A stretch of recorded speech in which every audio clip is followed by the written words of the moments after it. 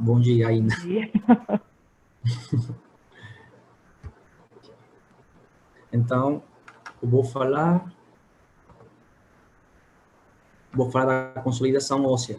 Então, meu nome é João Jairo Gomes Garcia, sou pós-graduado do terceiro ano do programa de ortopedia e traumatologia da PUC-Rio. Então, a consolidação óssea é o processo de cicatrização do osso.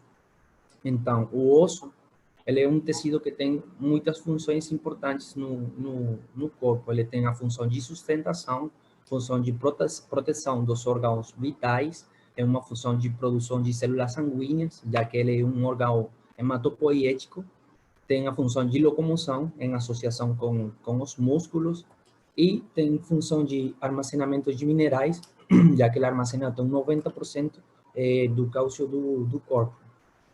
Então, para falar da consolidação óssea, vamos também a fazer uma breve introdução dos componentes que fazem parte do tecido ósseo. Então, ele está composto por uma matriz óssea extracelular e uma matriz óssea celular.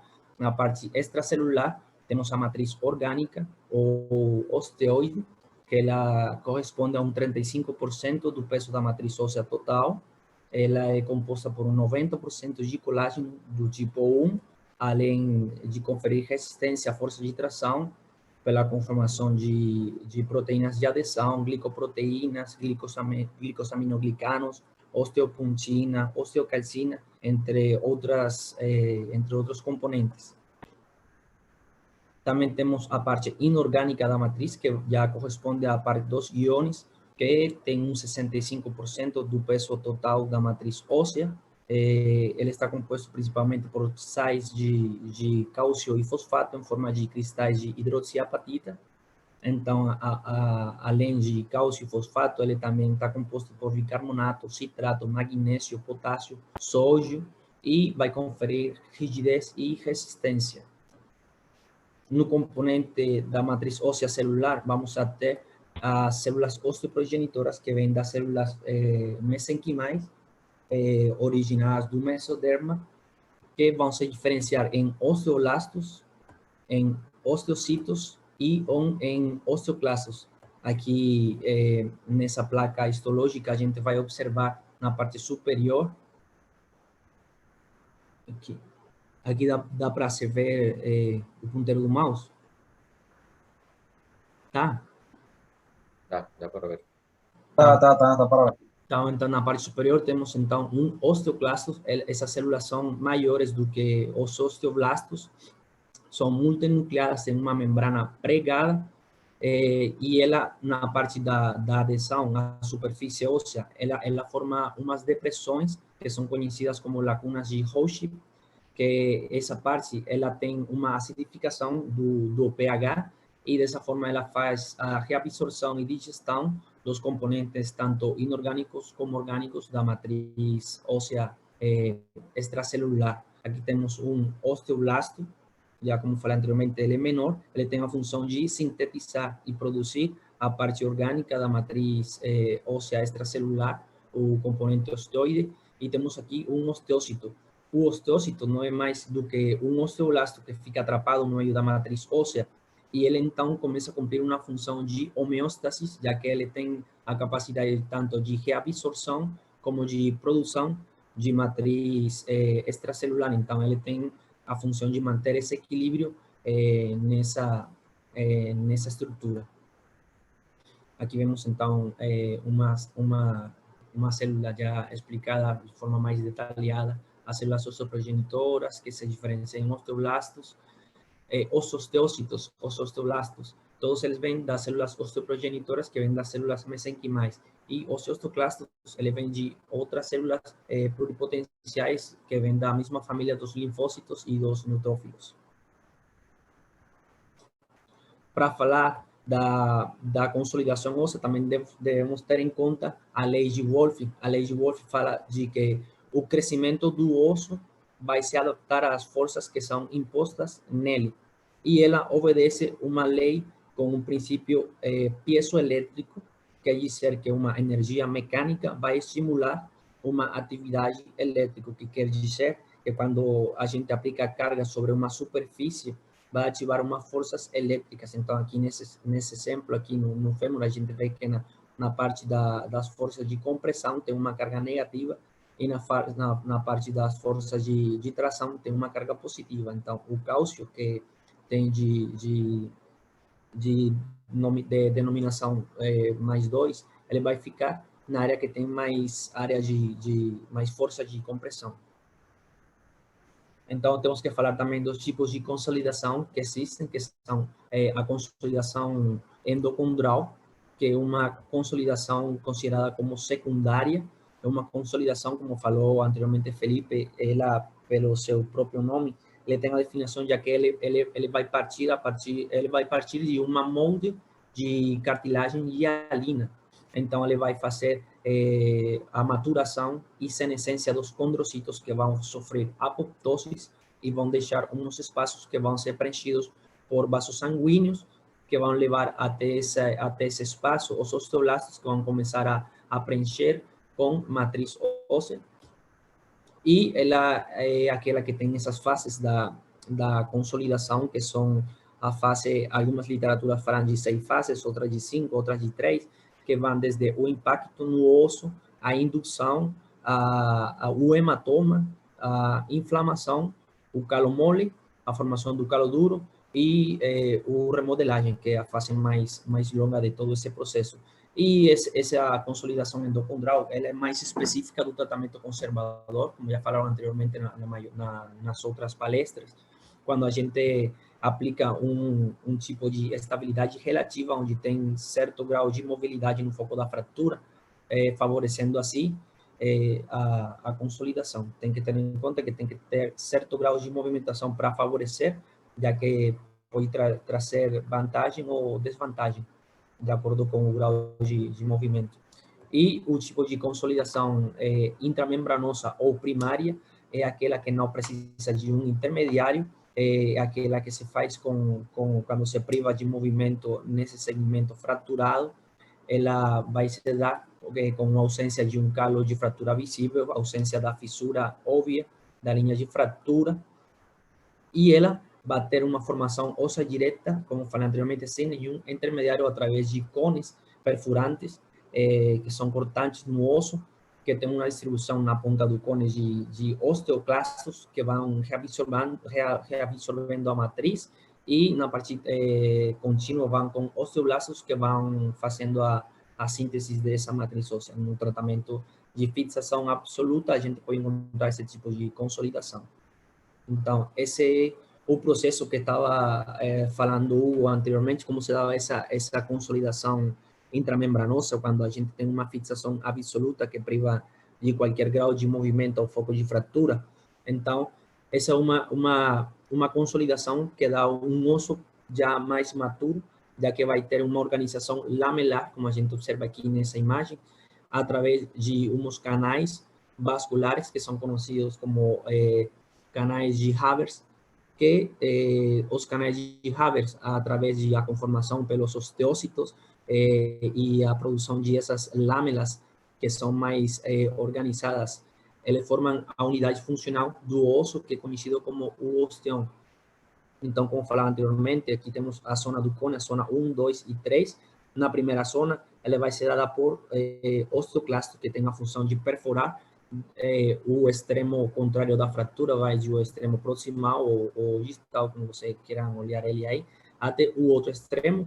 Imediatamente, na zona 2 e 3, tem os outros osteoclastos que começam a fazer essa síntese de osso de matriz em forma lamelar e mais organizada, formando assim já um osso funcional.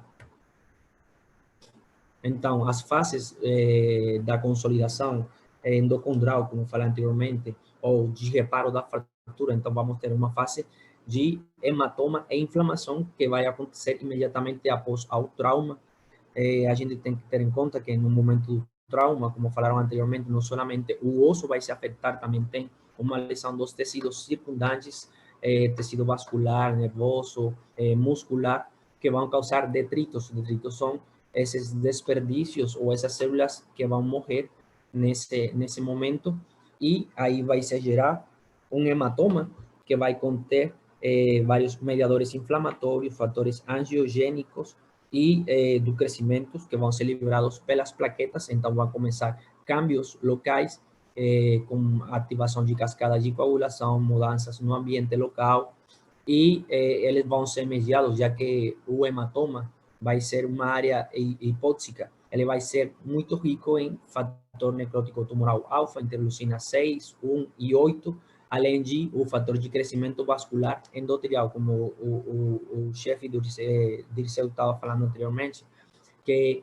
há uma estreita relação entre uma rica vascularização e a osteogênese. Então, entre a angiogênese e a osteogênese, existe uma relação direta. Entre mais vascularização, melhor vai se dar uma consolidação, vai diminuir o tempo e vai ser melhor a qualidade do osso que vai ser depositado nessa zona.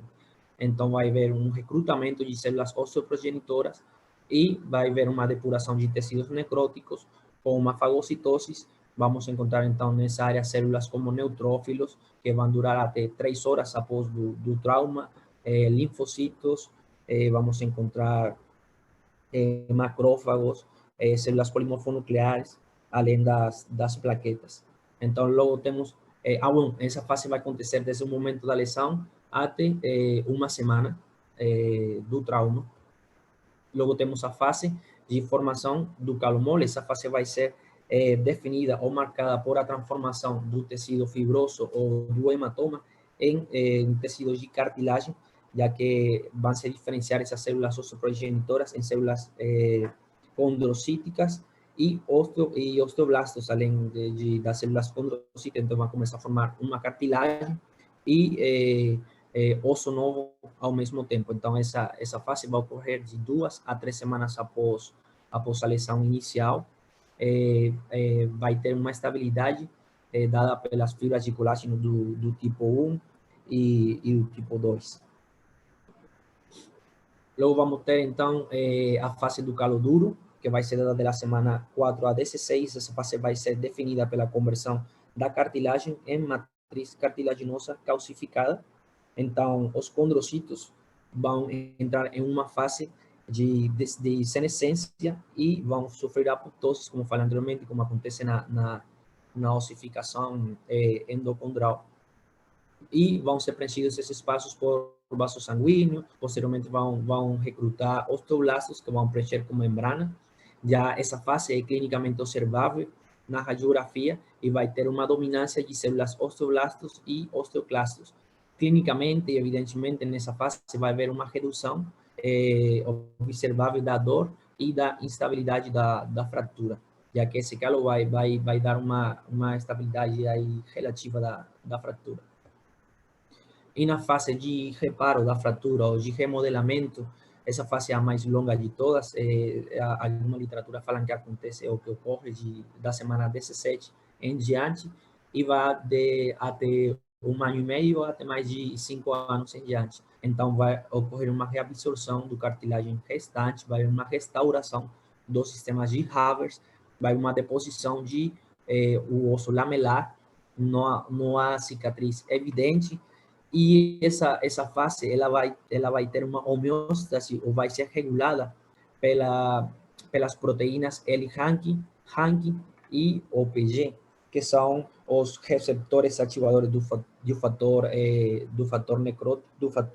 nuclear, o ligando do receptor ativador do fator nuclear e a osteoprotegerina, sendo que o Hanqi e a osteoprotegerina são produzidas pelas membranas dos osteoclastos e o L-Hanqi pelos osteoblastos. Então, dessa forma, se começa a haver mais evidência de produção de matriz e menos reabsorção dessa, então começa a desativar as células e assim se mantém a homeostase do reparo da fratura. Então, com fins acadêmicos, com fins de estudo, essas fases são divididas e são estudadas individualmente, mas elas têm a característica que elas podem ser superpoer, já que, como mostra essa imagem aqui, na hora de começar a formação do hematoma após o trauma, também pode começar a formação do calo mole quando o calo mole está alcançando seu pico máximo de ação, começa a formação do calo duro, e o processo de remodelamento pode começar até da semana sexta em diante, até mais de 5 anos. Então, a gente pode encontrar evidência no foco da fratura, tanto de cartilagem como de osso, já que elas não ocorrem de forma individual e diferenciada, sino que têm a capacidade de se superpor.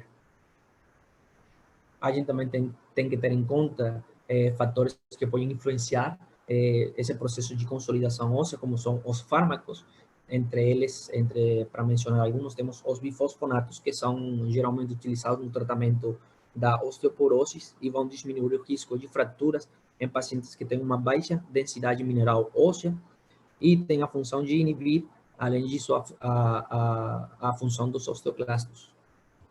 Temos também o hormônio paratiroideo, que ele é um regulador endógeno da homeostase do cálcio, do fosfato e da vitamina D, além de melhorar a consolidação da fratura, já que aumenta o número de células osteoprogenitoras e condroprogenitoras no calo inicial.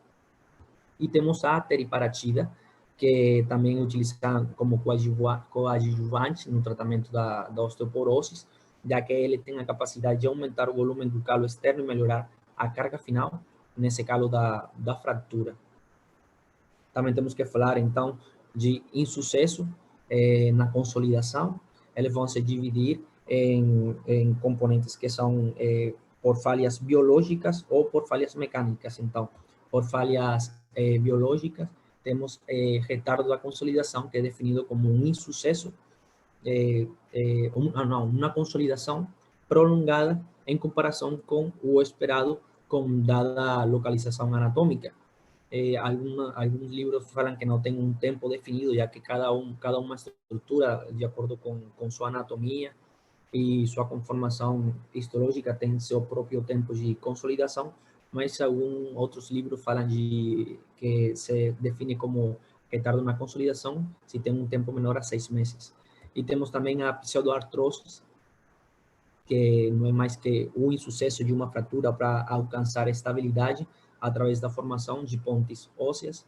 Ocorre geralmente em um tempo maior a 6 meses e se subdivide em pseudoartrose atrófica, que é quando tem ausência de tecido ósseo nas radiografias, hipertrófica, quando tem abundante tecido ósseo na radiografia, mas não alcança uma formação de uma ponte óssea para gerar uma estabilidade e uma consolidação desse foco de fratura. E oligotrófica, que é aquela que não consegue alcançar estabilidade, além de formar uma consolidação mediana ou moderada de calo. E seria isso aí. Obrigado. Obrigado, João. Boa aula, João. Parabéns. Muito bom. Obrigada. Marcelo, faça um comentário. Chefe, eu acho que ali foi o resumo do que a gente já estava meio falando. Vocês têm que ter em conta o processo da consolidação e aquilo que vocês vão querer. Então, lembrem da celularidade e que elas são faces superpostas. Isso é importante que vocês entendam. E o tempo, tipo, aqueles 6 meses que se fala que é para diagnosticar o retardo da consolidação, depende da parte do corpo. Tem alguns ossos que eles vai demorar um pouquinho mais. Tem outros que precisam tratamentos especiais, igual os cafoides e outros tantos. Mas esse é um bom resumo. Obrigada, João. Hugo, Vou deixar mais imagens. Hugo,